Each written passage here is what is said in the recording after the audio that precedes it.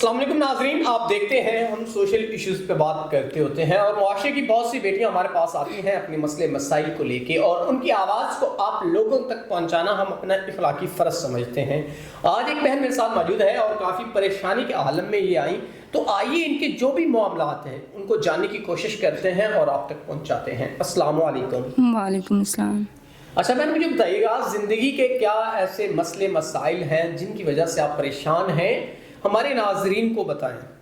میں نا والدین کی ایک اکلوتی بیٹی تھی، تو میرے والدین نے بہت مجھے لاڈ پیار سے پالا، بہت لاڈ اٹھائے انہوں نے۔ تو بات آئی شادی تک، تو انہوں نے میری مرضی کے مطابق میری شادی کی۔ تو جب میری شادی ہوئی اس کے بعد میرے شوہر نے مجھے بہت بہت لاڈ پیار کے ساتھ انہوں نے مجھے رکھا اپنے پاس۔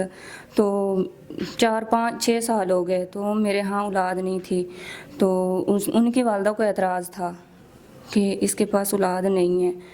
تو انہوں نے بہت اعتراض کیا، انہوں نے اپنے والدہ کے پیچھے لگے اور انہوں نے مجھے مارا، گالی گلوچ، مارا پیٹا، بہت کچھ کیا، لیکن میری برداشت سے باہر ہو گیا۔ تو میں نے فیصلہ کر لیا کہ نہیں، اب اتنا برداشت نہیں ہوتا تھا۔ تو اس کے بعد پھر انہوں نے مطلب کہ مجھے بائیکاٹ کر دیا، طلاق دے دی۔ جب انہوں نے طلاق دی تو اس کے بعد پھر میں بہت مشکل سے گزر بسر کر رہی ہوں۔ ناظرین، اولاد اللہ کے بس میں ہے، لیکن ہمیشہ عورت کو اس کا قصوروار ٹھہرایا جاتا ہے۔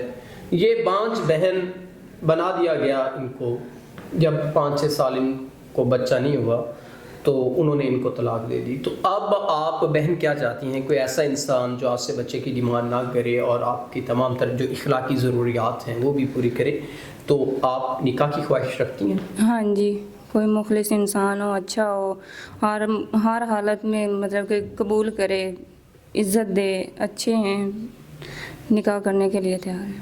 ناظرین، اگر کوئی ایسا انسان جو ان کے معاملات زندگی، ان کے ضروریات زندگی اور اخلاقیات کے اندر رہتے ہوئے جو بھی ایک ضرورت ہوتی ہے انسان کی، اگر کوئی پوری کرتا ہے تو وہ ضرور ان سے نکاح کرے تاکہ ان کی تمام تر پریشانیاں کم ہو سکیں۔ تو اسی کے ساتھ اپنے میزبان نواب احمد کو دیجیے گا اجازت۔ خدا حافظ۔